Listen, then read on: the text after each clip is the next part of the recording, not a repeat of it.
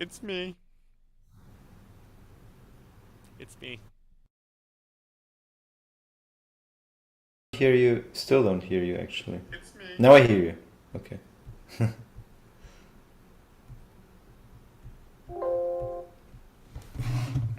Okay. Found it. Figured it all out. We're about to find out.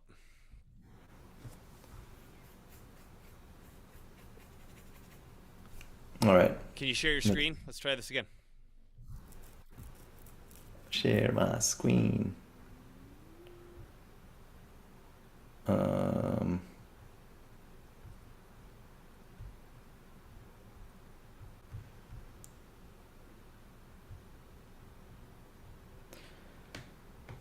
this. Okay. Where's fucking? Okay. Share screen. Share. Bloody blah. Okay. Sharing. All right, that's a nice looking website you got there. It's me. I know, right? This looks like some baller designed that one. Definitely. All right, that's a nice. Yep. Now it works.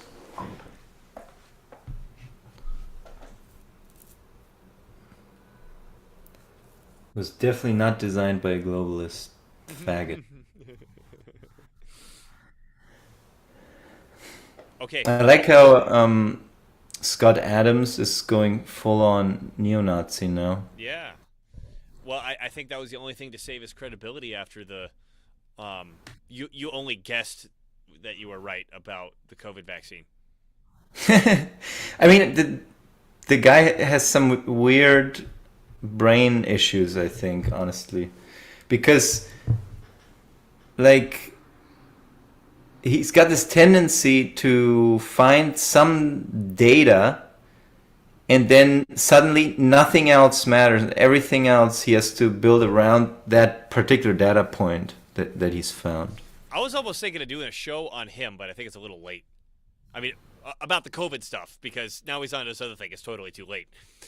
No, it's fine. I mean, it's because now he's the talk of the town. Now he's all over the world news, basically. Well, Would be I good. wanted to bring it because I mean he's talking about this data, but like when it comes to the COVID vaccine, it's just like okay, so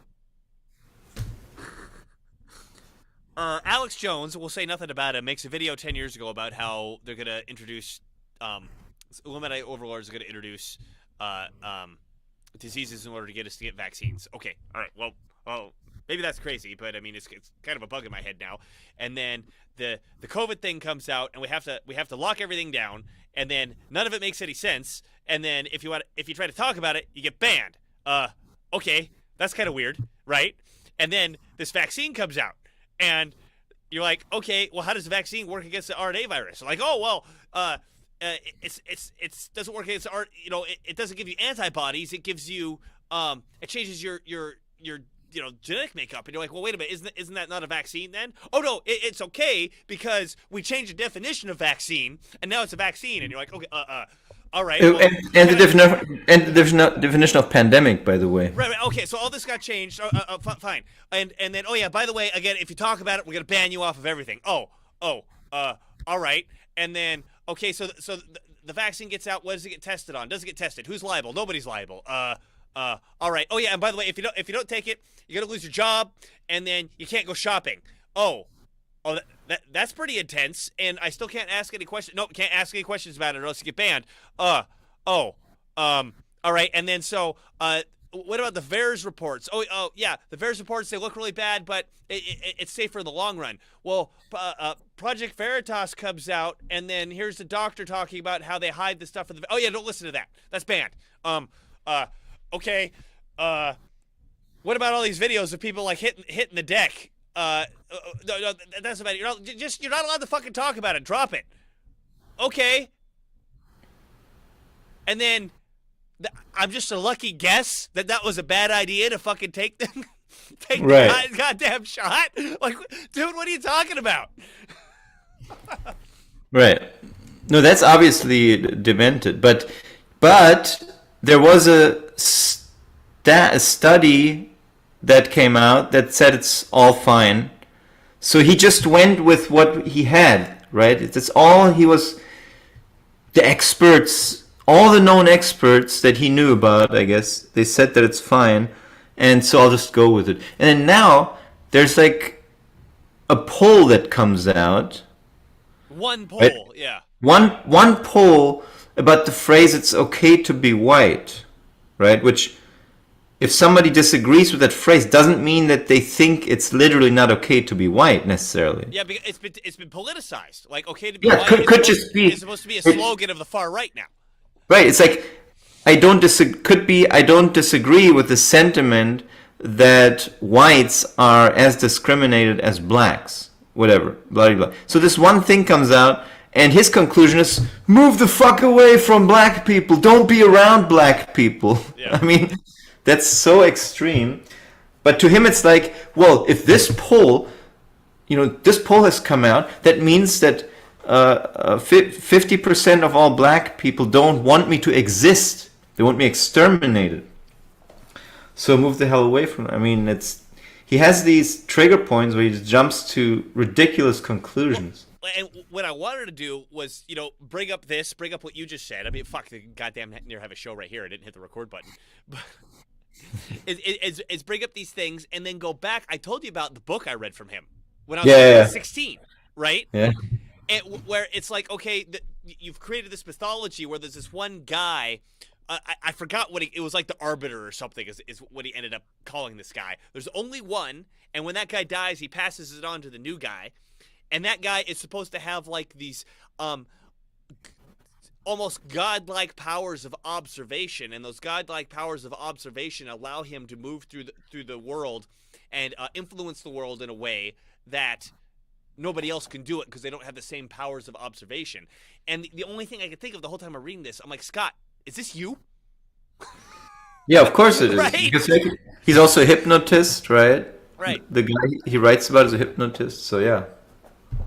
So I wanted to propose an open question to him, like, Scott, is this you in this book? Do you think that you have these powers that you've described in this book? Because then allude back to the observations I made at the beginning, right? Like, okay, here's this weird thing about the COVID story. Here's this thing about the COVID story that doesn't make sense. Here's this thing about the COVID story that doesn't make sense. None of this makes any sense, and you couldn't make these fucking observations, Mr. Arbiter, who saves the fucking world in this book you wrote. Right, it's embarrassing. It's ridiculous. It's ridiculous. You couldn't figure that one out. No. Okay. So right, how he that was the plays overt dumb. show. What's How he that? plays dumb is like weird.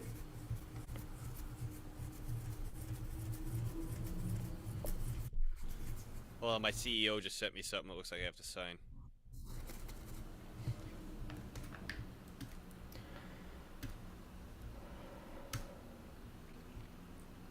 Oh, God. By the way, to the right of myself, we just see an infinite loop of me. I guess that's fixed now. Well, maybe. yeah, that's a feature, not a bug. Oh, okay. Okay, now it seems fine. So Okay. yeah. It's what you see on Zoom is not what's being shown on OBS. And OBS No, but takes it out, yeah. But that's what I was seeing on YouTube a short while ago. Oh, yeah, because I hit this button, Yeah. right? Okay. So I have two different buttons when you share screen versus when you don't share screen. And I'm being lazy about it because this isn't the real show. So are the links we share still the same? No. You gotta update the YouTube. The other one should still be fine.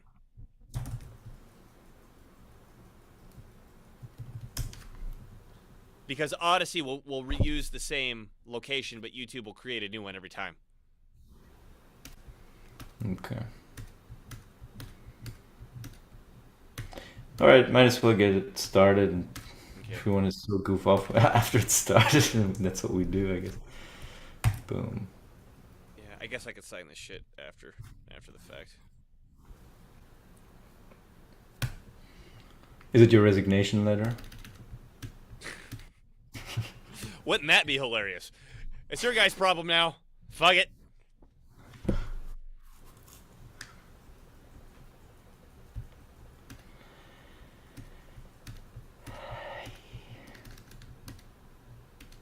Testing, 1, 2, 3. Nima, give me a quick test because we restarted the computer. Testing, 1, 2, 3. Say it again. Testing, 1, 2, 3. Testing, 1, 2, 3. Testing, 1, 2, 3. Nima, give me a quick test because we restarted the computer. Testing, 1, 2, 3.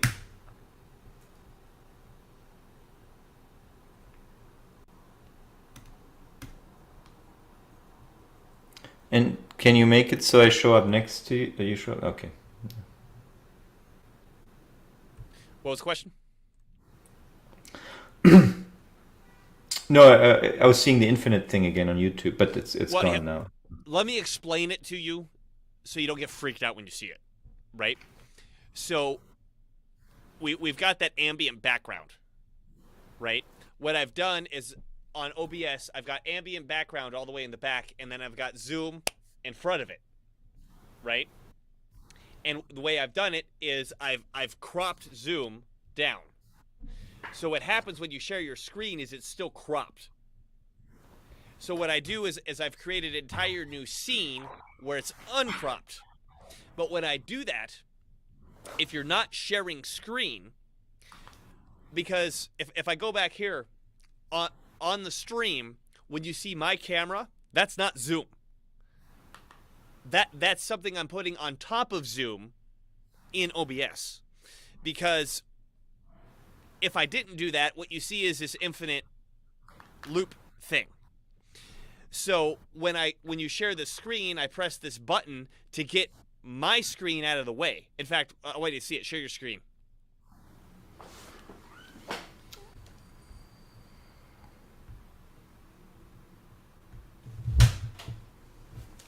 So there's two. Once it catches up on the stream, you'll see it. There's two problems here. One, it's cropped. The second is my big video is on top of the damn screen share. Yeah. Right? So what I do is I hit a button that makes it all big and moves my video into the corner. Now, if you stop your screen share, go and stop it. It goes back to where it was, and if I don't hit the button back, you get this crazy shit. Okay. So I just have to be on top of it when you share screen. That makes sense? Yeah. Cool. All right. One more thing I gotta fix. Do you hear the intro music? Yeah.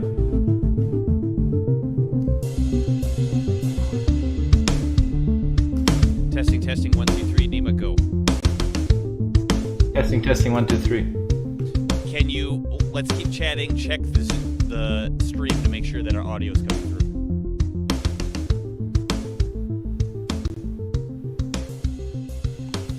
What? Can you hear us on the stream?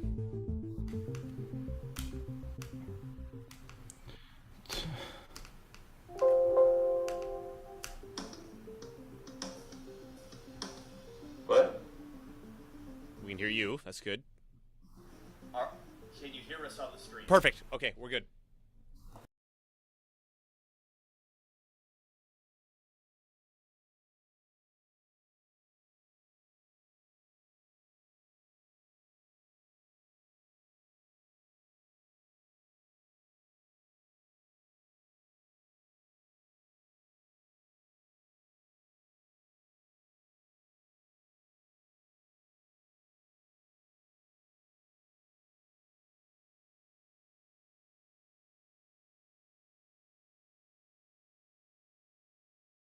We'll do it live. Okay. We'll do it live. Fuck it. Do it live. I'll write it and we'll do it live.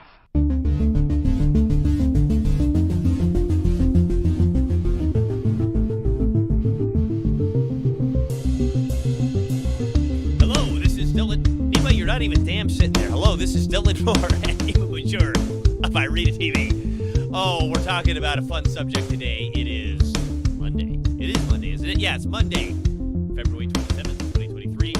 And we're going to be talking about some Bitcoin maximalism. I'm not even entirely sure what that is. And Nima does, and it's going to be exciting, and I'm waiting for his ass to get back to the damn seat. Nima, where are you? Do I need to do a goddamn tap dancing skit over here? So, we've been working out a bunch of bugs in this system and this studio, and I'm proud to say I've got the studio so spiffed up and so clean and so organized and so labeled. Everything's labeled now. Do you guys have any idea how many motherfucking cables are in a studio like this? And how cables don't fucking agree with other cables. There's just been so much trial and error figuring out what cables. It's nice of you to grace us with your presence, Nima, after the opening. You're very welcome. And for those who are wondering, Dylan is going to write a book one day about all the cables and equipment and tables and microphones. Says Nima over there in Florida, not experiencing any of the pain I'm going through over here. But that's why I want to read the book. All right. So, Nima, you told me, but I don't even remember. What is Bitcoin maximalism? What are we talking about here? Well, Bitcoin maximalism, from what I understand, is basically supporters of cryptocurrency and of blockchain who believe that Bitcoin is the only relevant cryptocurrency out there. That's right. Maybe there's milder versions of Bitcoin maximalism, because I sympathize with the Bitcoin maximalists, and I always have from day one. Maybe there's a softer form of Bitcoin maximalism which just says that Bitcoin is going to be the most important and most relevant cryptocurrency, and there may be others here and there that can be used by Bitcoin developers to test out new features. Maybe some that will end up doing things that is just not Bitcoin's cup of tea, but that it's going to be a relevant cryptocurrency moving forward. There's no, in other words, that there's no such thing as Bitcoin becoming the MySpace of the next crypto Facebook or whatever kind of thing. I think there's a lot. We've talked about this before, but there's a lot of reasons for this. But I think this is particularly relevant since we're still in the aftermath of the whole FTX thing, which was the thing that was supposed to finally kill crypto, right? I mean, there was this huge. I mean, it was up at 68,000 and went down to 14. I don't even know what it's at now. It's 25 or something like, right?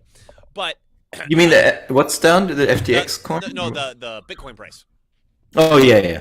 Right. And so, I mean, this cracks me up every time we see it, because it hits this peak and then it comes crashing down.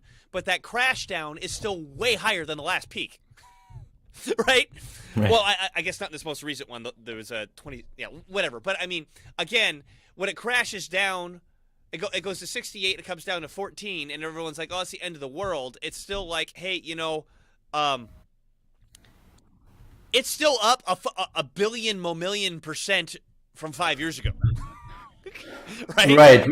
We always see these geniuses come out, right? When it goes through another correction, like the 20th correction probably at this point, we have geniuses like this guy writing articles. Bitcoin has rallied. What are crypto's true believers still smoking? Yeah, who's FTX is here. And here's the talking point that they've all been handed, and that they all had to write articles around.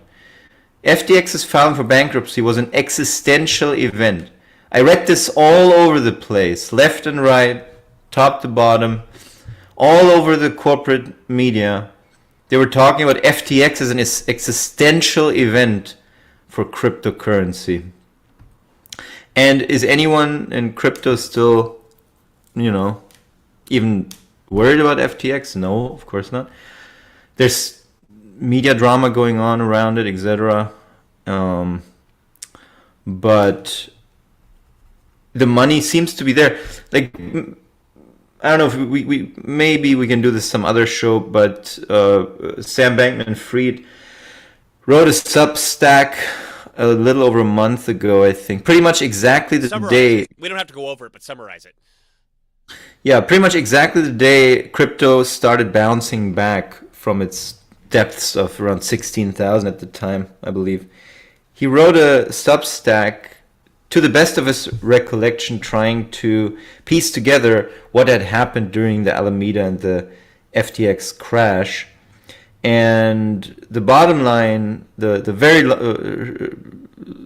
short version of the story is that the money seems to be there. The depositors' money seems to be there for the most part. It's just that bankruptcy was done, and now everything was put into receivership. Somebody else is in charge of the whole process, so it's going to take a little longer.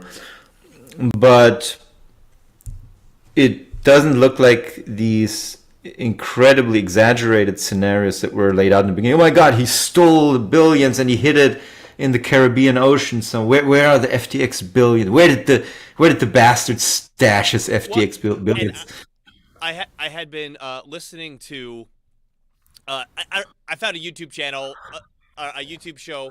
It was at the top of my recommendation, so it's probably corporate jammed down my throat, right? Of this guy going over like, here's the extent of the fraud that this guy committed. Like, he creates his own coin and then artificially increases the price and uses that as collateral for loans on the own bank that he owned. I mean, that was the story that this guy was spinning. And then if you read the Substack article, like you were saying, I mean, he even points out, he said for the American investors, they could have been made whole since day one. All that money's still sitting there.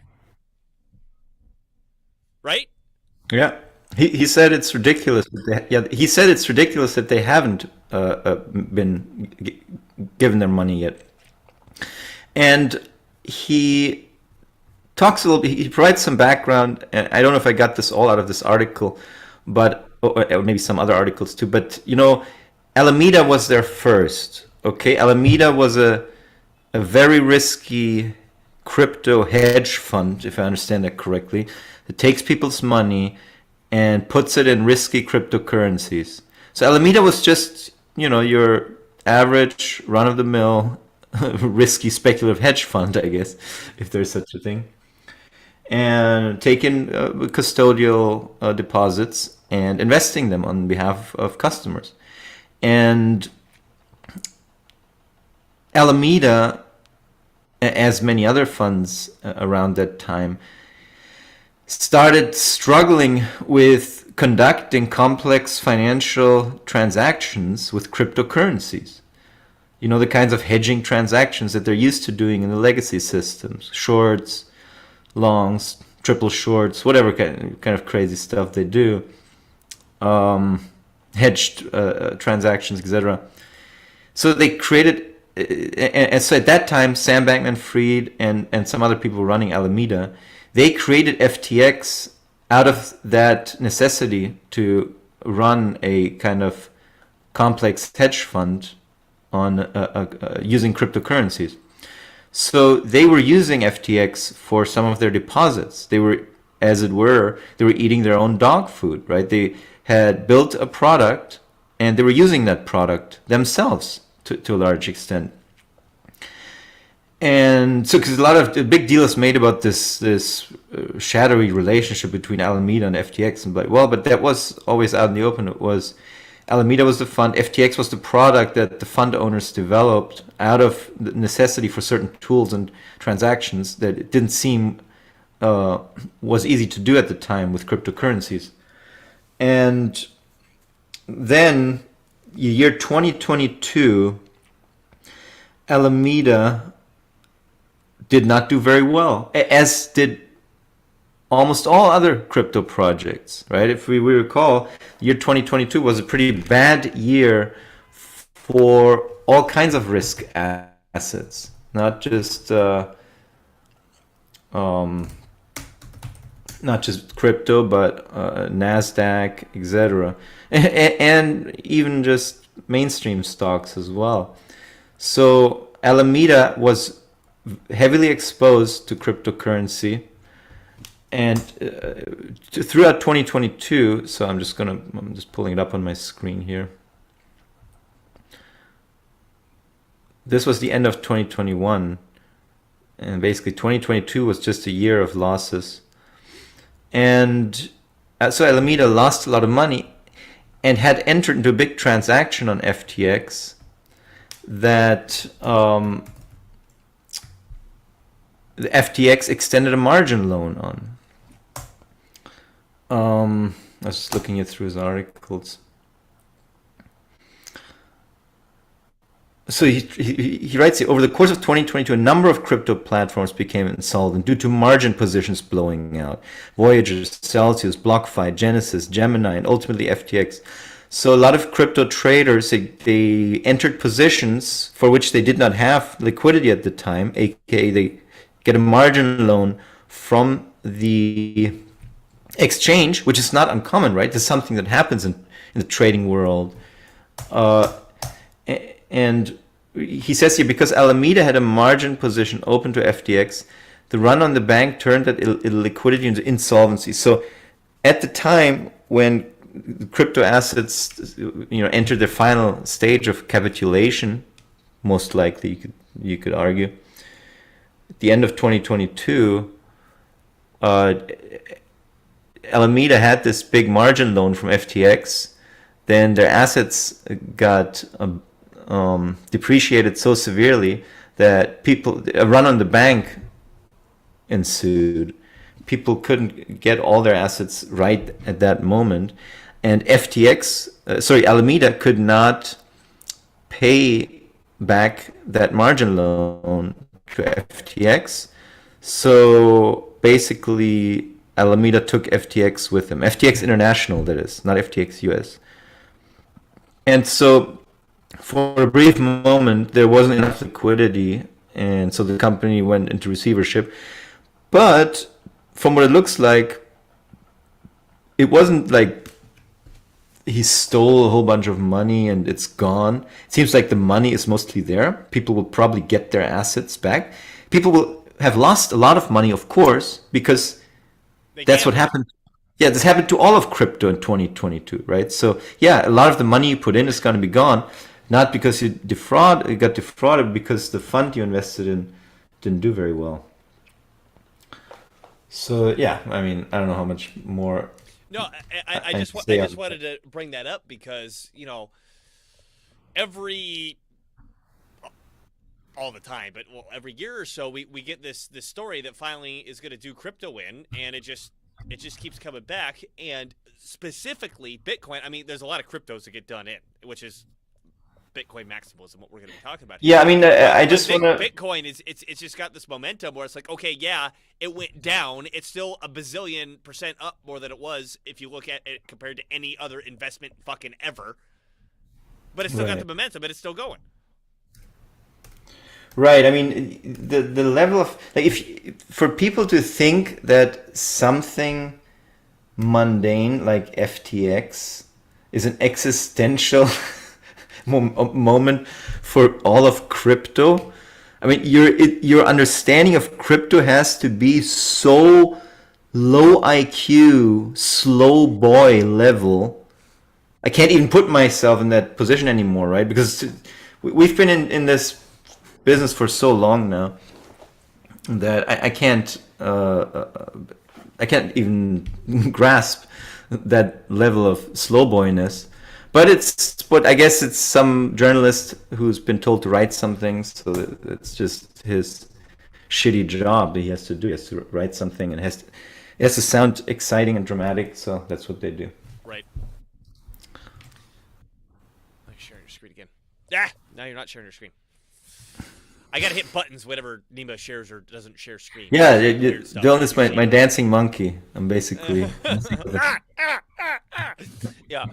So, going back to the Bitcoin maximalism thing, one of the interesting things that you and I discussed, you had an article that was actually written by the founder of Ethereum, pointed out, is that Bitcoin appears to be pretty much the only coin that was created where the founder, who's this mythological figure, didn't take a big chunk of it and stick it in his own pocket. Right? Well, it's the only cryptocurrency ever with zero pre-mine. Right. So, for example, even the founder of Ethereum, I think he kept 20%. Yeah. when he created it, right? And when I say only, maybe there's some small, like for example, Namecoin is the first altcoin. It was there pretty early on too, but out of all the relevant ones, Bitcoin is pretty much the only one with no pre-mine at all, which is significant. Yeah. Which is significant because I think this is very true. How many altcoins came out where the person creating it is like, I know this. Like, I'm not trying to revolutionize the world here. I'm just going to pre-mine it, hope it gets caught up in the frenzy, and I could sell the shit that I made that was worth nothing yesterday, right? So, I mean, seriously. And how do you gain trust for your coin, knowing that that's happening, if you're going to pre-mine it, right?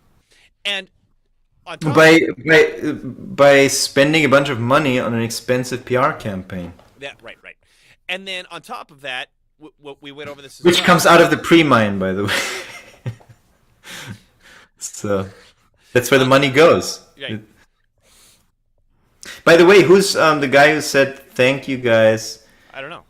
Your presentations on MMT has completely altered the way I think about economics, politics, and investing. Thank you so much. Well, that's what we're here to do.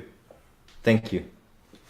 To thank Nima. I just repeat what he says loudly when it comes to that sort of thing. When it comes to everything, actually, but yeah. Fuck you. Well, to repeat something else that fucking Nima told me here, when we were looking over that article with the founder of Ethereum that he wrote, he pointed this out. Is he said Bitcoin, the Bitcoin maintenance people, the guys that are still really working on Bitcoin, they're the only crypto community that doesn't get shiny object syndrome. Right? every other altcoin is trying to like do your taxes and cook you breakfast. Right? Like smart contracts, for example, on Ethereum. Right? Like it does this thing, we can use it to do that thing, it uses the other thing. Whereas the Bitcoin people are saying no. It enters into the blockchain, it creates its stamp, and that's it. Right? Yeah. Am I summarizing this incorrectly, Nima? No, I mean it's accurate that the Bitcoin project has remained much more reluctant to adding new bells and whistles because they're popular in the moment or because they sound appealing.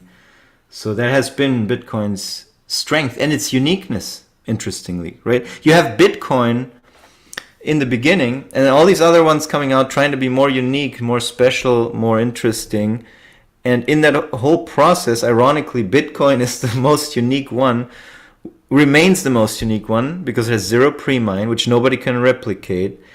And it remains stubbornly simple and manageable, and with that, decentralized.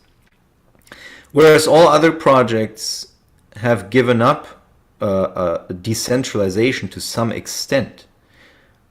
I'm not knocking Ethereum, but Ethereum's block size has grown substantially when compared to Bitcoin. And at one point, you won't have a lot of hobby miners anymore who can maintain the project. Unless, obviously, hopefully they've already come up. Right.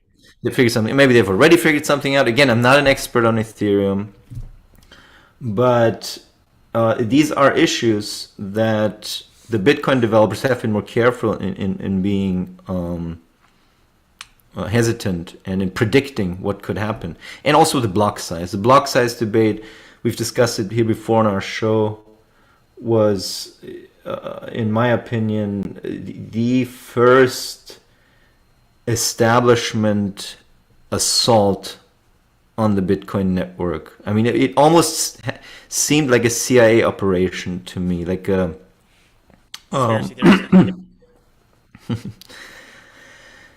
was suddenly this schism was created in the Bitcoin community, probably sometime around 2014-ish, 2015 maybe, of, oh my God, if the Bitcoin, if we don't expand the block size, because it's only 1 megabyte, right? The block can only have a size of 1 megabyte. If we don't expand that, then we won't be able to fulfill all the transactions in the network, and the system will just stop and blow up, and it'll all be done. But even then, people always pointed out, well, that can't really happen. If there's too many transactions, then the fees will just go up, and it'll become more expensive to send a transaction, and then fewer people will send transactions, and then that's it. Problem solved. There's an equalizer built right into the system. Exactly. Now the thing is, we do want to facilitate a lot of transactions, of course. So nobody's saying that, okay, we're satisfied with being able to run this low number of transactions for eternity, and throttling everyone out of the network and making it prohibitively expensive. And what have they done since then? They've come up with SegWit, they've come up with the Lightning Network, they've come up with solutions that are intelligent, that allow people to use, that facilitate more transactions per second without sacrificing decentralization, without inviting blockchain bloat, without adding too much complications into the system, with retaining the foresight of we have to be careful of what we allow into this network. We have a comment real quick. Most of the top altcoins are taking the basic principles of Bitcoin and attempting to generalize them to more use cases beyond just money, e.g. decentralized finance. Yeah. And the problem with that sometimes is that people still don't even understand Bitcoin. I mean, we just looked at the article. It's a incredibly low-level, rudimentary understanding of even just the simplest cryptocurrency that people have, and it still doesn't have anywhere near the adoption it could have. So that should be front and center in the cryptoverse. I think this should be tackled, and not, several steps down the road, several decades down the road problems, such as decentralized finance, etc. I mean, decentralized finance, maybe they'll probably, I'm exaggerating, decades down the road. But there's obvious issues with crypto adoption, with just very plain and simple basic crypto stuff, like sending a Bitcoin transaction that a lot of people still don't understand. That is the low-hanging fruit that should be tackled first. And a lot of those projects trying to tackle something in the future, they're not going to be around much. Even though maybe they have something. The problem's going to be solved by the time they think that this problem's going to happen in the future, is what you're saying. Well, or the time it's not the time right now to solve that problem, right? A lot of them are going to go out of business just because they were too early. That has happened many times in tech. For example, General Magic, those were the first guys who wanted to build something like the iPhone, but it was way too early, so it didn't really come to fruition. Although a lot of the ideas of that project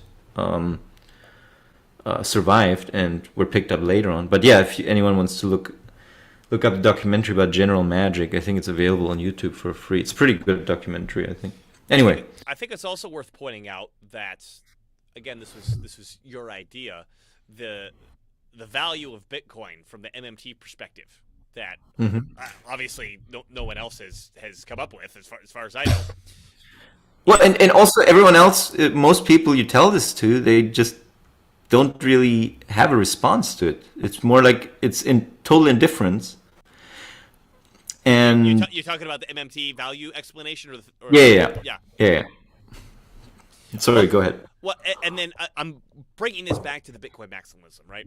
So if you haven't watched our show where we explain the value of Bitcoin from the MMT perspective, it basically goes a little bit something like this, which is to say MMT recognizes that money is valued by the creator demanding it. In history, typically, this has been done by the creator of the money demanding taxes, right? Pay me or else. Here's the 9mm. If you don't give me the arbitrary token, I'll shoot you. Okay, now it's valuable, right? Yeah. The barter theory of moneyists have focused on crypto and trying to figure out how to say, okay, well, we understand that money is an advanced form of barter, and due to the money regression theorem, we've got to figure out how to get people using this more and more so it could eventually turn into a currency, right? And there's this idea of, okay, we could use it for this, we could use it for that. If enough people just started accepting it, at some point it's going to be a currency. And we go, no, wait a minute. The reason it's a currency, excuse me, is because the creators demand the token, right? If you want to facilitate a Bitcoin transaction, the creators, who are the miners, require you to pay them in Bitcoin to facilitate that transaction. Similar to, in order to pay your taxes to the government that created the token, in the case of the United States government, the United States creates U.S. dollars, you have to pay your taxes in U.S. dollars. That, I mean, it's a current kind of in electrical speak, right? You've created a currency. That creates the demand, which thereby creates the value. And so, I mean, this is kind of this weird Austrian MMT hat that we're putting on at the same time, right? Which is to say, okay, here's the private currency, but it's not valued the way that you thought that it's going to be valued. It's not the barter theory of money giving this value. It's the fact that it's demanding its own token. It's itself as its own token. We feel that that's where the value of crypto comes from. And Bitcoin is the one that's just singularly focused on marching that forward, where everything else wants a bunch of bells and whistles. So if anything, Bitcoin remains the closest thing to a private currency in the crypto sphere because it's staying close to this original mission, which Nima has identified, and like I said, I keep repeating, is the closest thing we have to a private currency because it's meeting that definition. Well, and also, and this is another thing we've mentioned on this show, is that just because Bitcoin has been focused on making the base layer work and making the basic use case work, that doesn't mean that it can't be used for smart contracts, for decentralized finance, for blah, blah, blah, all the things that will be possible down the road with crypto. Bitcoin can facilitate just as well. And by the way, we'll get to that in a little bit. We can talk about it. But this is now becoming a serious thing. There was just several articles written about how people are now beginning to use a Bitcoin protocol called ordinals, which is, I guess it's pretty new. But ordinals doesn't... Yeah, because actually I can't, for some reason the mouse arrow just gave up on me on this computer here. So I can't really... You lost your dancing monkey. Exactly. So it would be great if you could share stuff when we talk about it as a background. But yeah, so that's become a thing now. Bitcoin is being used more and more for NFTs, for smart contracts, and smart contracts have been a thing in Bitcoin from the beginning, actually. I mean, a Bitcoin transaction is a smart contract, okay? So it's not like, oh my God. It creates a permanent ledger, right? Yeah. Yeah, and it uses smart contract operands in the code. So it's just the most simplistic, basic smart contract. It's like send this money right away from here to there. And then multi-sig, obviously, which is a multi-signature transaction, is a smart contract. So yeah, smart contracts have been a thing. The question is, what about more complex smart contract? Well, if you can make the simple ones, why can't you make the more complex ones? It's just that, like I've said, Bitcoin has not always wanted to solve it all on the Bitcoin chain. You can build around and on top of it and achieve solutions without having to solve it all on chain with that particular cryptocurrency. But nonetheless, it is now. Some people have actually attributed the recent spike in the Bitcoin price, when it went back to over 20,000, to its extensive usage for Bitcoin ordinals. Actually, since I keep talking about ordinals, maybe we can just pull up a screen for about ordinals, maybe. Yes. Like, I'm there's just, one on I'm just NASDAQ. hoping I did not test before we started my screen share, so I hope that it things don't freak out. So you want me to pull up the price? No, just a description of ordinals. What are ordinals? Decrypt.co. Okay, I'm gonna press the button. Here we go.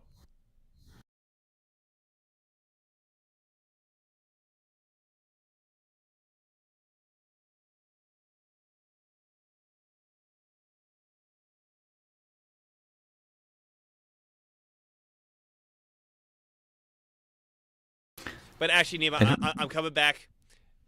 It's gonna have the same loss of audio to the stream. Okay. I fixed it on yours. I didn't fix it on mine. I'm sorry. Well, I'll just pull it up here. Yeah. Um, I'll read it.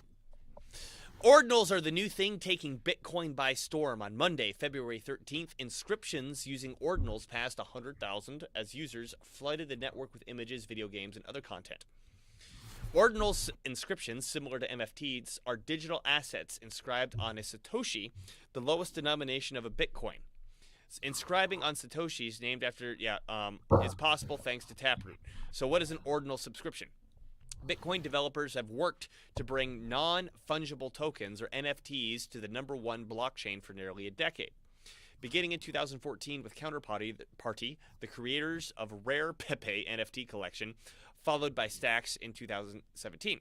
The inscription process writes or inscribes data of the content stored into the witness of Bitcoin transactions.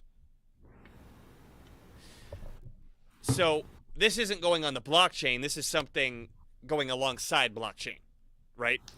no, it is going on the blockchain, at least a part of it, because it says it uses a Satoshi to record information. So Satoshi would be on the blockchain. I didn't actually. Where does it say that it's not on the blockchain? Where did you get? No, I'm that's out of my brain, Nima. Okay. I'm just trying to understand. Is this something developed by the Bitcoin team, or is this something? This is an open source project. Is led by a former Bitcoin core developer, Casey Rodermore. It's essentially a protocol for assigning numbers to specific Satoshis that can allow them to be tracked and specifically transferred. Representing 100 millionth of a single Bitcoin, the Satoshi is the smallest unit of a Bitcoin that can be used in transactions. So my question for the time being, by the way, right. that may also change one day. So my question is, Nima, is this something like if I go to the Bitcoin blockchain and I look at this Satoshi that's been inscribed, I could see that on the Bitcoin blockchain, or I need to go to this other inscriptions blockchain and they're just keeping track of the Satoshi that they've put something onto? You can see it on the Bitcoin blockchain. One question is there some convention on how to read the data that's put in there? Which I suspect is the case. And for that, you would use the ordinals client, right? So the ordinals client would have all the info on which are the Satoshis that are part of this whole thing. And the ordinals client would have some way of interpreting the data that's been written into that particular Satoshi transaction. I'm just guessing right now, honestly, right? I could be just making... But the data is recorded on the Bitcoin blockchain.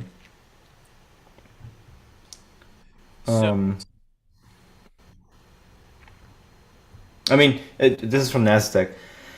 By using the ordinals protocol, users can assign content to a Satoshi that they please. Users can assign content to Satoshi that they please. I'm guessing that he means any content. Satoshi. Essentially opening the door for NFTs to run directly on Bitcoin's blockchain. Blah, blah, blah. So, how complicated of something can you stick in this blockchain? Like, if I got a photo that's 14 million megapixels. No, yeah. Right? No way. You can't do that. So no. What exactly is getting encoded onto the Satoshi? Like, what's... Right. How So that's... of something can you put on here? Yeah, there's a limitation as to the number of bits that you can fit in the data field. I'm not exactly sure. Uh-huh. I may have known the answer Well, a decade ago, but I hadn't really what I'm dealt with trying to it. figure out here is because someone wrote a question about this or comment about this too. He says the cryptocurrency protocols will be built in layers. So I'm trying to figure out, is this a layer or is this part of that, like an integral part of the blockchain itself? Yeah, this is the ordinals. Sorry, the Inscriptions. ordinal associated with the Satoshi is actually on the blockchain. Okay. The question is there complementary data? There obviously, right? So the NFT itself is not going to be stored. The image is not going to be stored in the blockchain. Even with Ethereum, that's the case. If there's an image or a short clip, you're not going to be storing that particular video on the chain, but instead what you're going to do is you're going to, like, for example, I know Odyssey, which is a NFT marketplace, uses the IPFS, the Interplanetary File System, to store files optionally. Some people store the files themselves on their own server, which is of course problematic long term, because what if you lose that file? But at the very least, what makes the NFT complete is a hash of that data, right? And that'll always fit into on the blockchain. So is it like there's something on the blockchain that's it sounds to me like a hyperlink to some other library that has the actual thing. Yeah, yeah. Is that right? That is the one thing. So you can have IPFS or your own system. So yeah, that is the one. The other thing is the identifying hash that was generated out of the original file, right? You can take any data stream and run it through a SHA-256 algorithm, for example, and generate a whatever 100-bit or some number of characters and numbers string. And anytime you take that data and run it through that function again, it'll spit out the same string. But if you change one tiny bit in the data in the data, then a completely new string will be generated as hash. So that'll be another way to always identify that particular NFT token with that file. Even if you have no linkage at all, if you have no hyperlink at all, this would at least be one way to always establish that kind of linkage between the file and the NFT. And then there are also NFTs. I don't know if we've ever discussed NFTs much on here, but there are also NFTs that are completely self-contained. They don't refer to anything. They just contain bits and pieces of data, and there's certain conventions on how the data is interpreted, and based on that convention, it generates a piece of art, like a big pixelated piece of art or some stupid kind of. It's self-contained. It wouldn't have to link anywhere. Those are like the kinds of crypto NFT tokens that don't require linking anywhere. Well, bringing this back to Bitcoin maximalism, right? Because that's what we're talking about here, which is Bitcoin the king and everything else either at best kind of minor in comparison or at worst just ridiculous. Right. Yeah. So I agree with you. I think the everything else is ridiculous is probably a little bit too strong, but if based on what we're hearing and the commitment from the Bitcoin team and the fact that none of it was pre-mined, I feel like it doesn't just have the momentum for being the first one. It's sticking to the principles that none of the other ones are. Right. I mean, it's remaining unique, interestingly. While everyone else wants to be the new best thing, Bitcoin is actually the only one that has the capacity to be truly decentralized, truly zero pre-mined. Because now there's so much innovation, so much competition. If you want to have a new crypto, you need to have a whole team. You need to be able to pay for the team, so you need to have money, so you need to have some pre-mine. That's the eternal advantage that Bitcoin will always have, is that it was truly created by disinterested individuals who were just unbiased and uncorruptible individuals, and now it's grown to this thing. It's like, irreversible, unstoppable, and unique. Actually, let me try to close this laptop screen for a second, Uh-oh. and I'll reopen it. Uh-oh. Just because I would like to have access to my mouse arrow again. Okay, here we go. Here goes Nima. He is black, and he's back. What in tarnation is going on back there?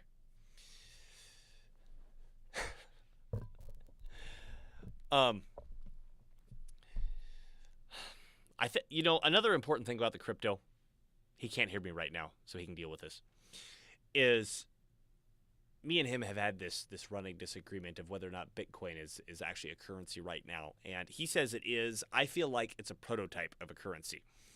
Not because it doesn't fit the definition of what we've talked about, which is the creators demanding their own token in exchange for services. But the fact that those services aren't universally needed by the society. So, I mean, we've got this service which says, okay, it creates this immutable stamp in time where it can't be destroyed, it can't be altered, and everybody can go back and see this time that this thing occurred, and now we could see, hey, we could actually put information on that. So, for example, if we want to create a contract, I don't know, buying and selling a business or something, we could stick it on a blockchain where there's no confusion of where did it go. It could always be gone back to and referred to, and you don't have to worry about it being altered. That is a service. However, that's not the same category as you need it to pay your taxes, right? You need it to pay your taxes is a societal, like, encompassing everything. And even if, like, at the end of the year, I don't actually owe any taxes. Yeah, but you're paying sale taxes at the store. Every service that you interact with that involves money has to pay payroll taxes for their employees for working on top of it, whether or not they have any sales taxes. So taxes are everywhere and permeating everything. And I think if we wanted to create a private currency that didn't involve the initiation of the use of force by government, what the hell is Nima doing anyway? That don't involve the initiation of the use of force by government to give it value. I think that the service that needs to be provided are things that are typically provided by governments today. What do I mean by that? Stuff like justice, right? If you want to get access to a court system, how do we utilize a crypto? Oh, here comes Nima. How do we utilize a cryptocurrency in order to facilitate that transaction? Things like insurance premiums. Nima, I'm on my own goddamn rant. And you're just gonna have to wait. Things like insurance premiums, right? If we're able to create an insurance company that either uses Bitcoin or has its own token, and we say, hey, in order to utilize our insurance services, you have to pay us in the token that we create. Or, I don't know, creating HOA dues or figuring out how to have a community pay for road services. That's the big thing for what about the roads? How are we going to pay for the roads if we don't have government, right? Or title, right? I mean, this is a thing that people have talked about a lot as the utility of blockchain is you can create much cleaner title chains for real estate or cars or freaking whatever else, right? I believe, my opinion is once a crypto, whether it's Bitcoin or something else, starts incorporating these services and says, okay, in order to get the services from us, I see he's shaking his head at me. In order to get the services from us, you have to use our token. Then I think it achieves currency status. Nima, disagree with me.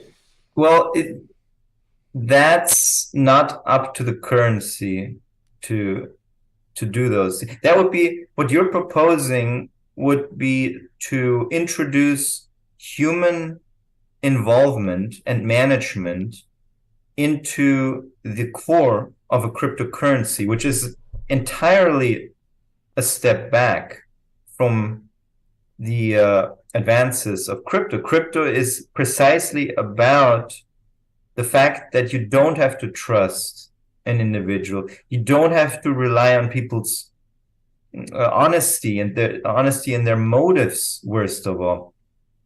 What you're suggesting would be business models that can run alongside cryptocurrency, but the cryptocurrency itself could never rely on such a thing because it's exactly what crypto is about. It's not about so what if those people change their mind, for example? You know, this insurance company that you envision there that accepts money in this token. What if they suddenly say, "Oh no, we're not into the token anymore. We're going to accept a new token now." No, I'm creating- saying the token that they create, and then yes, I don't know what would happen, Nima. This is an entirely new landscape that's about 10 years old that nobody knows what the hell's going on so far. I mean, we got 10 years to look back and compare it like we're doing now, but in terms of looking into the future and say, okay, how is society going to get reorganized based on this stuff? I have no fucking idea. But like what you're suggesting, for example, the idea of insurance that can work with crypto with smart contracts without human intervention, potentially. It's just somebody has to develop the smart contract, and then somebody has to audit it, and all that stuff we found out with the Ethereum fiasco. Ethereum had to fork the blockchain and actually roll back a few blocks. Remember to unlock your iPhone first. Okay, we're being creeped on by Siri somehow. But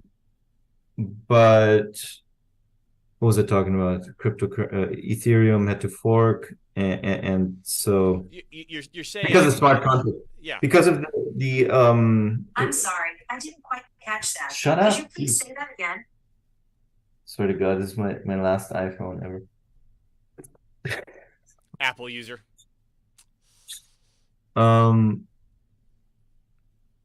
So the problem with smart contracts that cleaned out the DAO, I think it was 2014 or whatever, the Ethereum smart contract of all smart contracts, the DAO, the decentralized autonomous organization, was drained to the tune of $7 million or so because somebody hadn't tested it well. There was a bug in it, and the whole thing got drained of all the funds that people had put into it. So that was a sort of an awakening for people to realize, okay, we can't just put a smart contract out there. We have to audit and test the hell out of this thing before we actually deploy it, which is obviously, it seems so obvious and whatnot, but it was, a lot of people felt like, oh my God, the smart contracts are never going to work because of it, which I never really subscribed to, but yeah, so you can have insurance smart contracts out there that people pay into, and then if something happens, right, year so-and-so comes around, like you could have Social Security run on an Ethereum smart contract, for example. People pay in so and so much, and then one day they get a payout of what are they getting paid, and what are they paying into it? Are they paying Ethereum or are they paying dollars? Ethereum. Okay. Or whichever other. It's 7:08 p.m.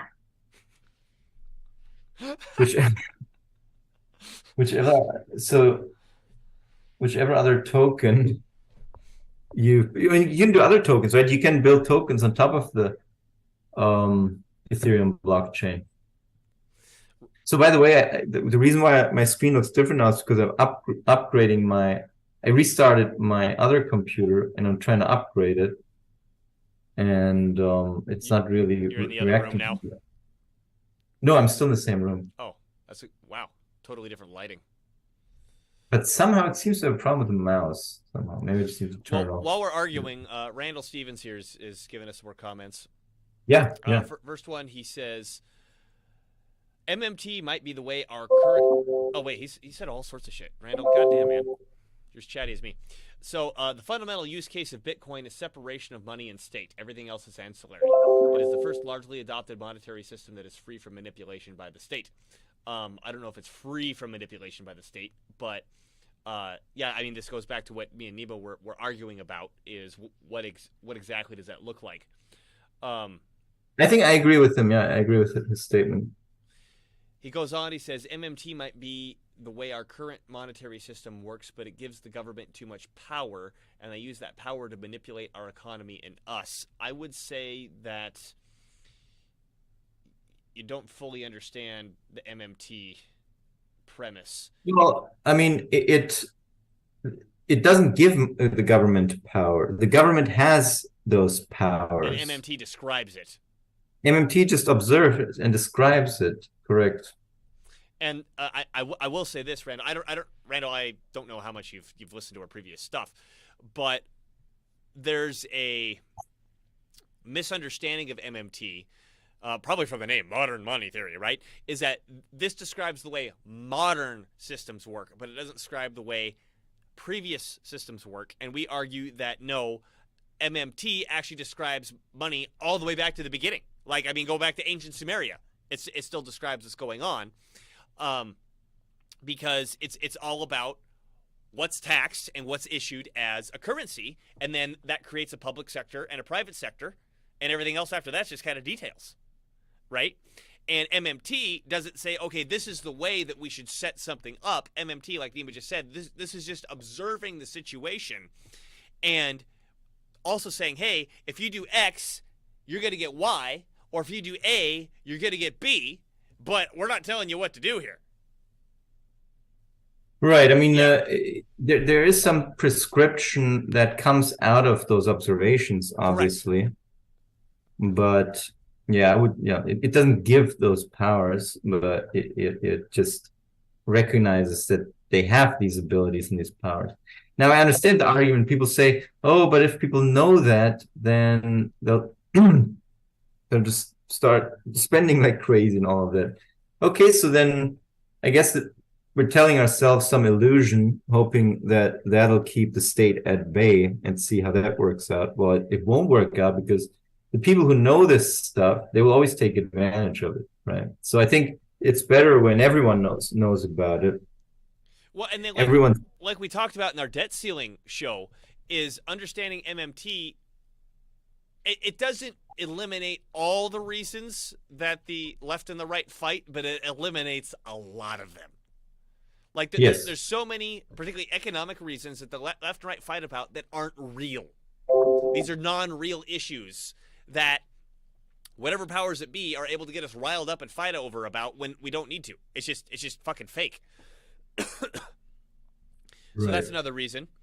And by the way, who's Eric Voorhees? Do you know who that is? Randall's saying that. Yeah, Eric Voorhees is he was the founder of Satoshi Dice. He's a crypto entrepreneur. He's a serial crypto entrepreneur. So he's been involved. I've met him actually a few times at several conferences, and he's been around for quite a while. So he's a crypto OG, if you will. Well, you could say. Randall, send him an email saying you want him to come on, or have us on, or whatever. I don't know if he does his own show. Yeah. And because if you're asking for it and then we invite him, he has people who watch him wanting him to go on the show, and then we ask him, and then it's more likely to happen, is what I'm saying. Right. As opposed to, hey, I'm someone you don't know, come on my show. Right. Maybe he still remembers me, but probably not. But he started Shapeshift.io later on. Oh, that was him. He was Shapeshift? Okay. He was Shapeshift. Is that still working? Well, I think it's still around, but they've pivoted their mission quite a bit, so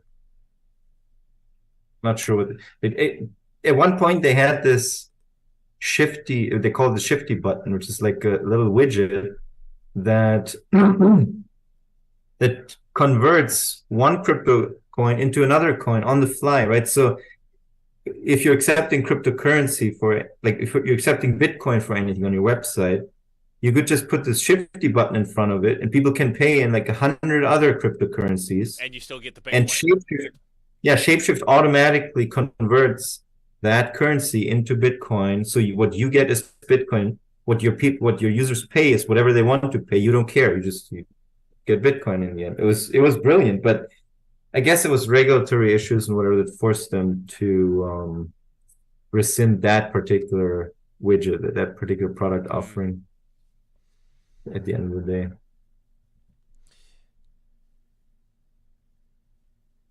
Nima, is there some... What's that? Yeah, we'll try to get Eric on. Yeah, I think We'll it's a work great on idea. it.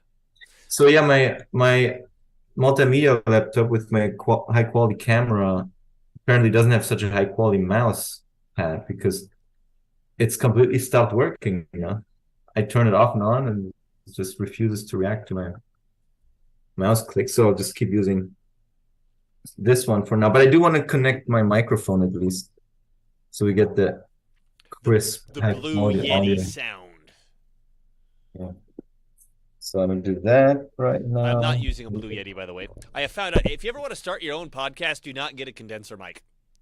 Fuck no. They pick up everything. Like if you take your finger and go boop on the table, it'll pick that shit up.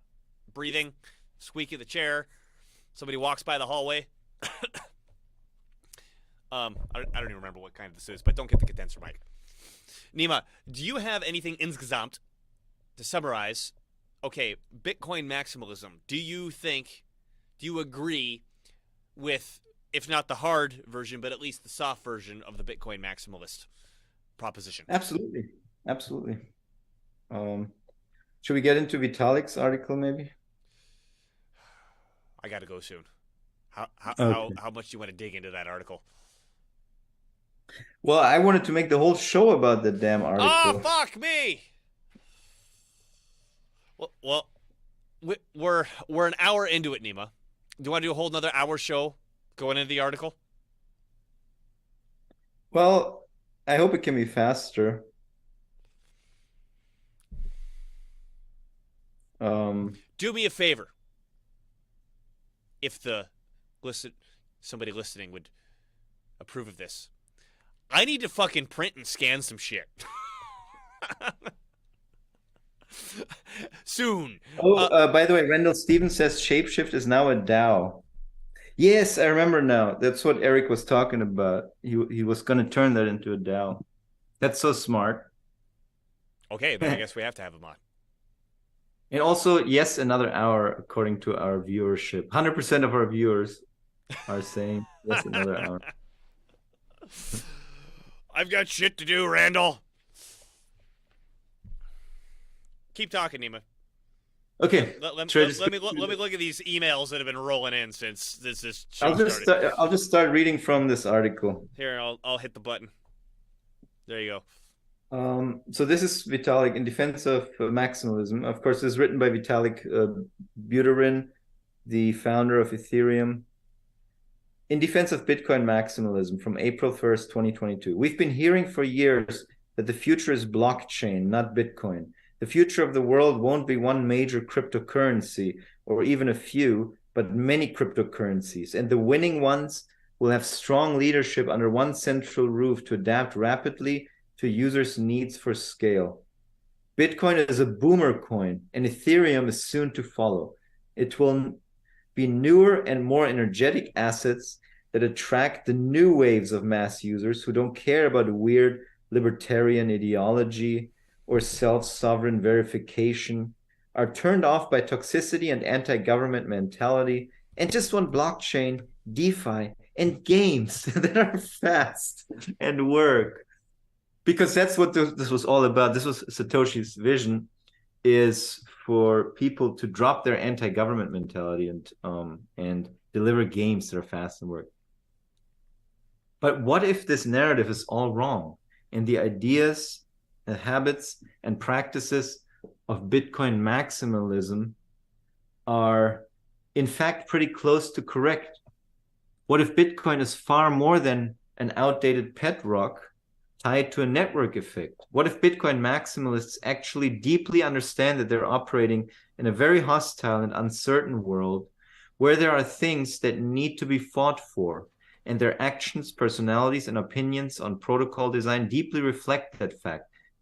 What if we live in a world of honest cryptocurrencies, of which there are very few, and grifter cryptocurrencies, of which there are very many? Like I mentioned earlier.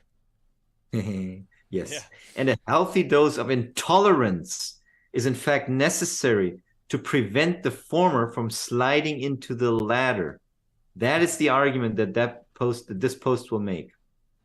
We live in a dangerous world, and protecting freedom is serious business. Hopefully, this is much more obvious now than it was 6 weeks ago, when many people still seriously thought that Vladimir Putin is a misunderstood and kindly character who is merely trying to protect Russia and save Western civilization from the gay-pocalypse. But it's still worth repeating. We live in a dangerous world where there are plenty of bad faith actors who do not listen to compassion and reason. By the way, oh, wow. Thanks, Randall. Love you guys. We love you back. Dylan, if you see any messages coming in, let me know.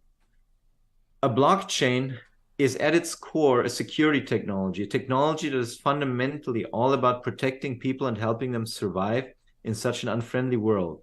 It is like the file of Galadriel, a light to you in dark places when all other lights go out. It is not a low-cost light or a fluorescent hippie energy-efficient light or a high-performance light. It is a light that sacrifices on all of those dimensions to optimize for one thing and one thing only, to be a light that does when it needs to do when you're facing the toughest challenge of your life and there's a friggin' 20-foot spider staring you in the face. So that's from Frodo Baggins with a spider and holding the light there. Shelob is the name of the spider. I just reread The Hobbit, by the way. Yeah. Nothing to do with this. Blockchains are being used every day by unbanked and underbanked people, by activists, by sex workers, by refugee, and by many other groups, either who are uninteresting for profit-seeking centralized financial institutions to serve, or who have enemies that don't want them to be served. They are used as a primary lifeline by many people to make their payments and store their savings. Just a quick note. We recently read a lot from Peter Zeihan's The End of the World's Just the Beginning, and Peter Zeihan was on Joe Rogan recently, and he has a very,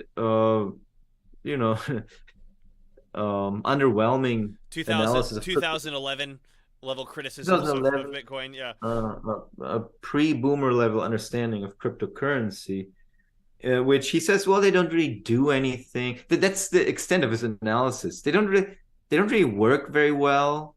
He doesn't go into what hasn't worked well for him when he tried. They don't really do anything. He doesn't say what they do and don't do. Or he doesn't address the claims of what people say they do. Right. Yes. So people like him who never face censorship, who never face repercussions, who never face persecution, who never face any of these hardships that barrel down on the population, that come down on us from a centralized authority of power, those people will never truly understand the value proposition of cryptocurrency. So that's what Vitalik is talking about here. Continuing. And to that end, public blockchains sacrifice a lot for security. Blockchains require each transaction to be independently verified thousands of times to be accepted. Unlike centralized systems that confirm transactions in a few hundred milliseconds, blockchains require users to wait anywhere from 10 seconds to 10 minutes to get a confirmation. Blockchains require users, by the way, this is not fully true, right? Because a credit card transaction technically doesn't settle until 90 days after the transaction. So, but practically, I understand what he's saying. Yeah, blockchains require users to be fully in charge for authenticating themselves. If you lose your key, you lose your coins. Blockchains sacrifice privacy, requiring even crazier and more expensive technology to get their privacy back. What are all of these sacrifices for? To create a system that can survive in an unfriendly world and actually do the job of being a light in dark places when all other lights go out. Excellent at that task requires two key ingredients. I think he meant excellence at that task requires two key ingredients. A robust and defensible technology stack and a robust and defensible culture. The key property to have in a robust and defensible technology stack is focus on simplicity and deep mathematical purity. We just talked about this. A 1 megabyte block size, which is now 2 megabytes, but whatever, still much less than they wanted to push it to. A 21 million coin limit, and a simple Nakamoto consensus proof of work mechanism that even a high school student can understand. The protocol design must be easy to justify decades and centuries down the line. The technology and parameter choices must be a work of art. The second ingredient is the culture of uncompromising, steadfast minimalism. This must be a culture that can stand unyieldingly in defending itself against corporate and government actors, trying to co-opt the ecosystem from outside, as well as bad actors inside the crypto space, trying to exploit it for personal profit, of which there are many. Yeah, like Craig Roberts, the dude who claims to be Satoshi, BitTorrent Tron acquisition. By the way, so like if you are one of these people who sneers and looks down on conspiracy theorists, your crypto project is automatically useless. You're unqualified to do any work in this space because you don't even understand why crypto was created in the first place. Now do what Bitcoin and Ethereum culture, now what do Bitcoin and Ethereum culture actually look like? Well, let's ask Kevin Pham. I like this. Kevin Pham. I don't think the Bitcoin and Ethereum community can be any more different, right? You have I think Tony Weiss is his name. He's a Bitcoin trader. He's got like this Bitcoin bandana, an axe, and a machete, and he's standing in the woods, ready to defend that crypto mentality. And then to the right, his machete in the fire, by the way. Oh yeah, it's machete. It has been hardened by the fire. And to the right, we have a Austin Powers looking unicorn, sporting rainbow background, whatever, dude. Keep talking. With Ethereum shirt on. I mean, basically, imagine your average San Francisco pedestrian, trying to look serious, So that would probably be the right picture summarized. And also here, don't believe this is representative. Well, let's ask Kevin Pham again. And he has this guy with a Make Bitcoin Great Again hat, firing what looks to be an M16 or AR-15 type rifle. And then to the right, we have Vitalik Buterin, who, he's posting this himself. He's a cool dude. He makes fun of himself. But he does look a little less frightening than the Make Bitcoin Great Again. Yeah, he looks pretty scrawny. He looks a little scrawny. Yeah, he's a scrawny dude. He has a weak handshake. I've met him a few times too. But he's a cool dude. Smart, very smart guy for sure. Now you might say, this is just Ethereum people having fun. And at the end of the day, they understand what they have to do and what they're dealing with. But do they? Let's look at the kinds of people that Vitalik Buterin, the founder of Ethereum, hangs out with. Okay, we have here the Binance dude, CZ in Beijing. We have here Vitalik with Vladimir Putin in Russia. We have Vitalik meeting near Bakrat, the mayor of Jerusalem, right? What's the point? What's the significance of the mayor of Jerusalem to cryptocurrency? Well, none, I guess. Vitalik shakes hand with the Argentinian former president Mauricio Macri, right? So he's like meeting Latin American dictators. Vitalik gives a friendly hello to Eric Schmidt, former CEO of Google and advisor of the US Department of Defense, right? This asshole right here. And Vitalik has his first of many meetings with Audrey Tang, digital minister of Taiwan. Anyway. And this is only a small selection. The immediate question that anyone looking at this should ask is, what the hell is the point of publicly meeting all these people? Some of these people are very decent entrepreneurs and politicians. Others are actively involved in serious human rights abuses that Vitalik certainly does not support. Does Vitalik not realize just how much some of these people are geopolitically at each other's throats? Because we all know if you stand next to somebody for a picture, you agree with everything that they do and say. All right. Now the thing is, so Crypto Vitalik is standing next to these people, instead of working on the code of Ethereum, instead of adding more efficiency. So the question that you should ask yourself is, why is this a priority for him? That's I think his own point. That's where he calls himself out for, basically. It's like, dude, what am I doing? Now, maybe he is just an idealistic person who believes in talking to people to help bring about world peace, and a follower of Frederick Douglass's dictum to unite with anybody to do right and with nobody to do wrong. But there's also a simpler hypothesis. Vitalik is a hippie, happy, globe-trotting pleasure and status seeker, and he deeply enjoys meeting and feeling respected by people who are important. And it's not just Vitalik. Companies like Consensus are totally happy to partner with Saudi Arabia, and the ecosystem as a whole keeps trying to look to mainstream figures for validation.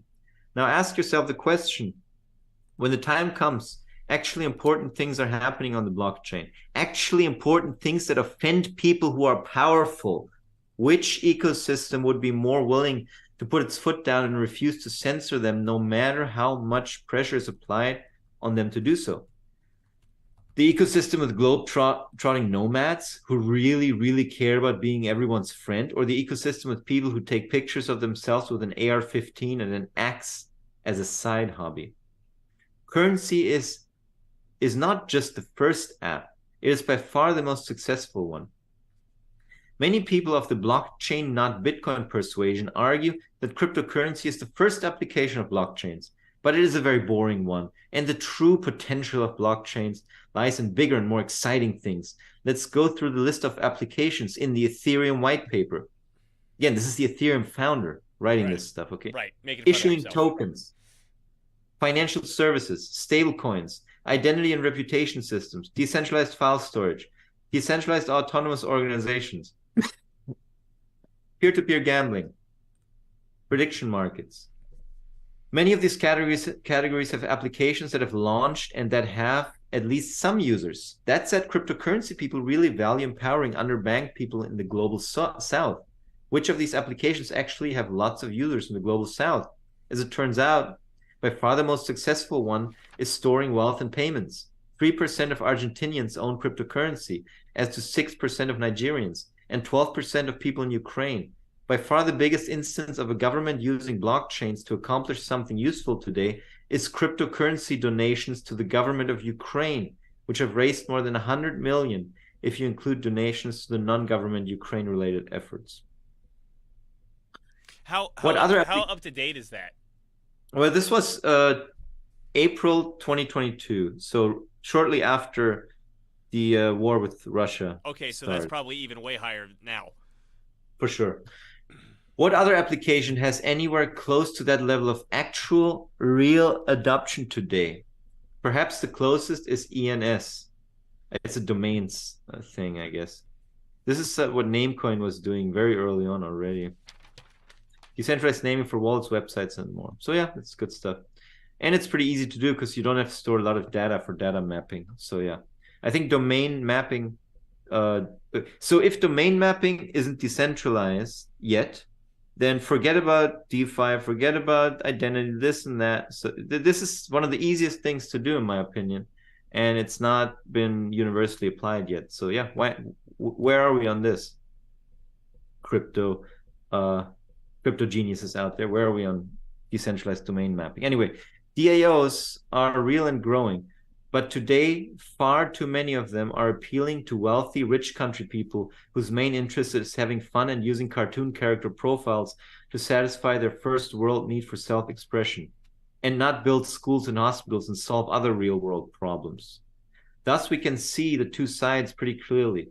Team Blockchain, privileged people in wealthy countries who love to virtue signal about moving beyond money and capitalism and can't help being excited about decentralized governance experimentation as a hobby, and Team Bitcoin, a highly diverse group of both rich and poor people in many countries around the world, including the global south, who are actually using the capitalist tool of free self-sovereign money to provide real value to human beings today. Focusing exclusively on being money makes for better money. A common misconception about why Bitcoin does not support richly stateful smart contracts goes as follows. Bitcoin really, really values being simple, and particularly having low technical complexity to reduce the chance of that something will go wrong. As a result, it doesn't want to add the more complicated features and opcodes that are necessary to be able to support more complicated smart contracts in Ethereum. This misconception is, of course, wrong. In fact, there are plenty of ways to add rich statefulness in Bitcoin. Search for the word covenants in Bitcoin chat archives to see many proposals being discussed. And many of these proposals are surprisingly simple. The reason why covenants have not been added is not that Bitcoin developers see the value in rich statefulness, but find even a little bit more protocol complexity intolerable. Rather, it's because Bitcoin developers are worried about the risks of the systemic complexity that rich statefulness being possible would introduce into the ecosystem. Ethereum's battle with minor extractable value is an excellent example of this problem appearing in practice. It's very easy in Ethereum. By the way, Dylan, let me know if there's any chats coming in. Any chats coming in, let me know. I will. Ethereum's battle with minor extractable value is an excellent example of this problem appearing in practice. It's very easy in Ethereum to build applications where the next person to interact with some contract gets a substantial reward, causing transactors and miners to fight over it and contributing greatly to network centralization and risk requiring complicated workarounds. In Bitcoin, building such a systemically risky application is hard, in large part because Bitcoin lacks rich statefulness and focuses on simple and minor extracted value free use case, focuses on the simple use case of just being money. Systemic contagion can happen in non-technical ways too. Bitcoin just being money means that Bitcoin requires relatively few developers, helping to reduce the risk that developers will start demanding to print themselves free money. Which was the issue that I brought up early on. Yes. He actually points to a proposal where somebody suggested something like that. A proposal to fund Ether 1. Blah blah blah 18 months of so and so much. So basically somebody will pay himself Ether and add that to the core code of the application. Okay? Right. So part of the generation of Ether is to create it for me. Exactly. Part of the entire functionality of Ether is to send me some money every week. So yeah, let's go there. Bitcoin just being money reduces pressure for core developers to keep adding features to keep up with the competition and serve developers' needs. In so many ways, systemic effects are real, and it's just not possible for a currency to enable an ecosystem of highly complex and risky decentralized applications without that complexity biting it back somehow. Bitcoin makes the safe choice. If Ethereum continues its layer 2-centric approach, ETH, the currency, may gain some distance from the application ecosystem that it's enabling and thereby get some protection. So-called high-performance layer 1 platforms, on the other end, stand no chance. So basically, it's making the case that any base layer should be simple, and then any bells and whistles that get more complex, it should be layers on top of that layer, which, by the way, we just discussed. Bitcoin ordinals uses the Bitcoin blockchain to store data, and then uses maybe some top of that, some extra client to interpret the data, and maybe even its own blockchain. That's what Counterparty does, by the way, right? Counterparty has its own extra blockchain running on top of Bitcoin. Counterparty has been around for a long time, by the way. So just pulling that up real quick, just for people to just at least see it. Counterparty extends Bitcoin in new and powerful ways. It's been around for a while, for a long time. Probably for, maybe even for longer than Ethereum. Not sure about that, but it's definitely been around for a while. Anyway, where was I? In general, the earliest projects in industry are the most genuine. Many industries and fields follow a similar pattern. First, some new exciting technology either gets invented or gets a big leap of improvement to the point where it's actually usable for something. At the beginning, the technology is still clunky. It is too risky for almost anyone to touch as an investment, and there's no social proof that people can use it to become successful. As a result, the first people involved are going to be the idealists, tech geeks, and others who are genuinely excited about the technology and its potential to improve society. Once the technology proves itself enough however, the normies come in. Dun, dun, dun. The fucking normies, man. An event that in internet culture is often called Eternal September.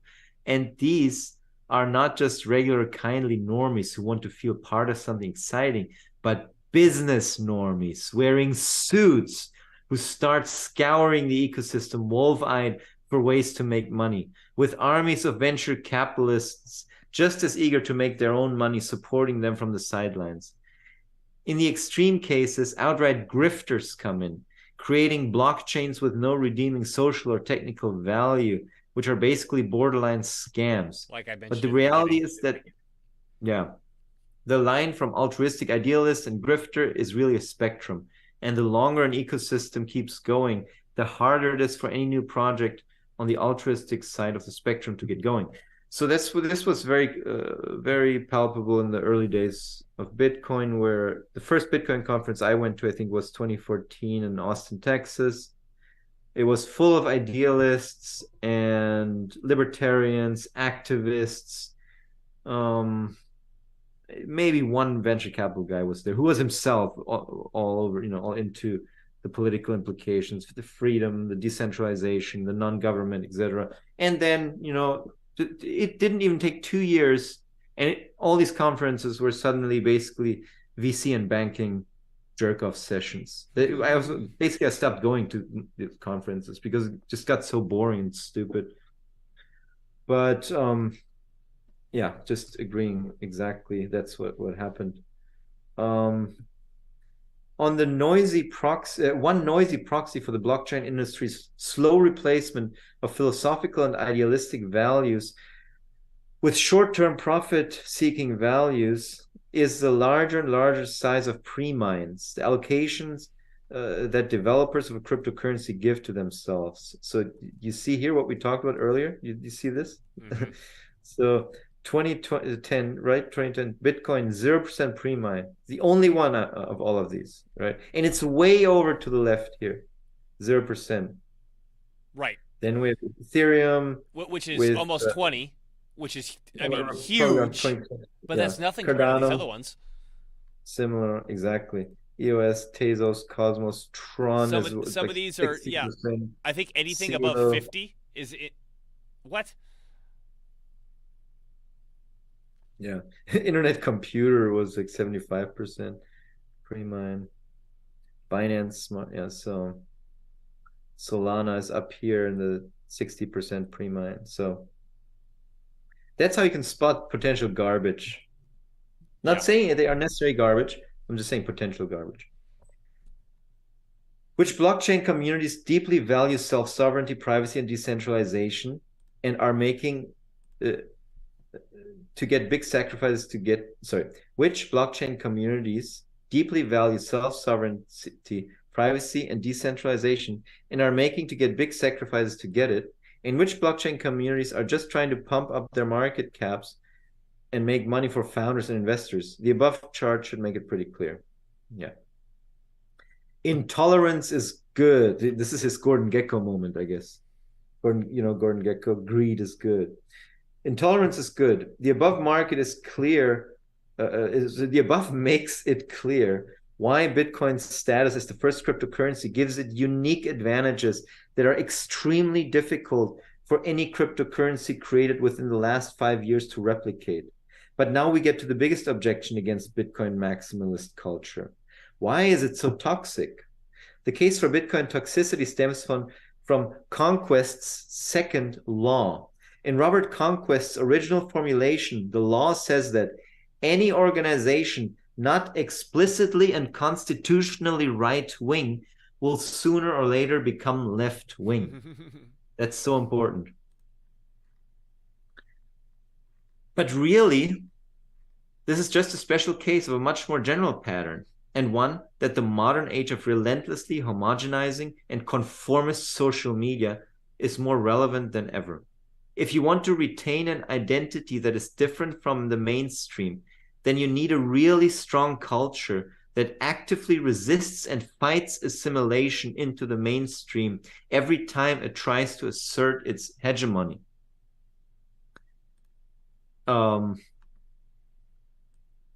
yeah, I mean, this is probably something to talk about briefly. I think that's why we have things as such as rituals and memorials and holidays to remember. Originally, the idea is um, you you don't get to have a good system just because you wrote it down on a piece of paper somewhere. Maintaining a good system requires active participation of lots and lots of people to remind everyone regularly what it is that we're doing here.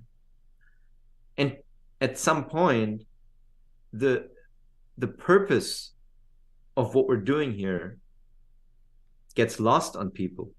And that's when corruption slides in. That's when systems become corruptible, is when the people begin forgetting what it is that we did, what we're trying to do here from the beginning, what it is that we're trying to guard against from the beginning, right? Moving on. Yeah, and then Nima, blockchains. I don't mean to hit your flow. I am bumping up against time. I gotta run. Yeah. Okay. Maybe just read this last paragraph then. Go for it. So, I mean, I think a lot of this stuff is not much fundamentally new stuff that he adds here. In the very end, he just says, it's better to be a maximalist. Maximalism is often derided in the media as both a dangerous, toxic right-wing cult and a paper tiger that will disappear as soon as some other cryptocurrency comes in and takes over Bitcoin's supreme network effect. But the reality is that none of the arguments for maximalism that I describe above depend at all on network effects. Network effects really are logarithmic, non-quadratic. Once a cryptocurrency is big enough, it has enough liquidity to function, and multi-cryptocurrency payment processors will easily add it to their collection. But the claim that Bitcoin is an outdated pet rock and its value derives entirely from a walking zombie network effect that just needs a little push to collapse is similarly completely wrong. Crypto assets like Bitcoin have real cultural and structural advantages that make them powerful assets worth holding and using. Bitcoin is an excellent example of the category, though it's certainly not the only one. Other honorable cryptocurrencies do exist, and maximalists have been willing to support and use them. Maximalism is not just Bitcoin for the sake of Bitcoin. Rather, it's a very genuine realization that most other crypto assets are scams, and a culture of intolerance is unavoidable and necessary to protect newbies and make sure at least one corner of that space continues to be a corner worth living in. It's better to mislead 10 newbies into avoiding an investment that turns out good than it is to allow a single newbie to get bankrupted by a grifter. It's better to make your protocol too simple and fail to serve 10 low-value, short attention span gambling applications than it is to make it too complex and fail to serve the central sound money use case that underpins everything else. And it's better to offend millions by standing aggressively for what you believe in than it is to try to keep everyone happy and end up standing for nothing. Be brave, fight for your values, be a maximalist. Well said.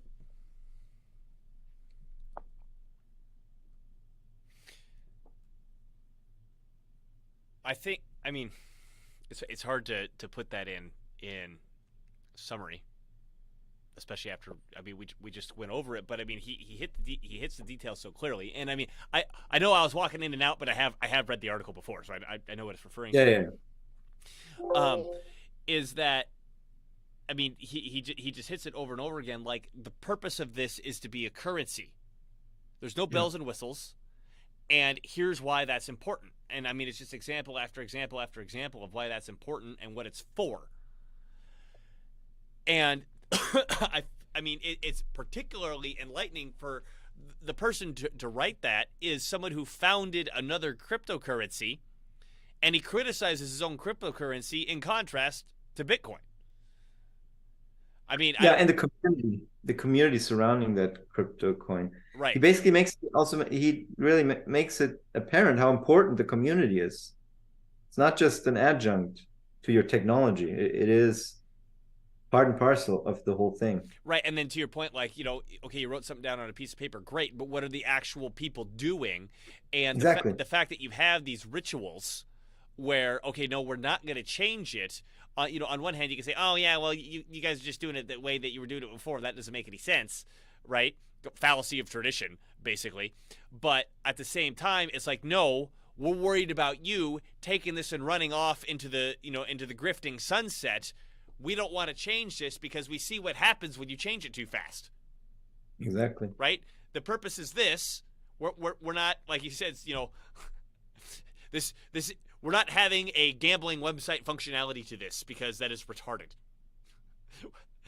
We're not going to introduce a lower level of security just so we could service some gambling websites.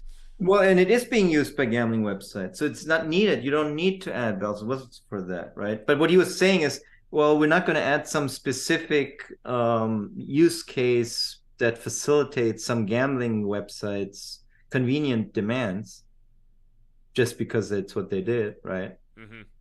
We're going to do what we're doing, and then you figure out how to work with it. Right. Like that was Eric Voorhees, because we just talked about it. That was his website, Satoshi Dice. It was a gambling site, and the way it worked is you just send bitcoins to a particular address. That's how you place your bets, and that's it. If you win, then you get money returned to your address. So no account. You didn't have to create an account. You have to log into anything. You just send bitcoins to an address. You receive don't money need your back. ID. You don't need to connect your bank account. Yeah.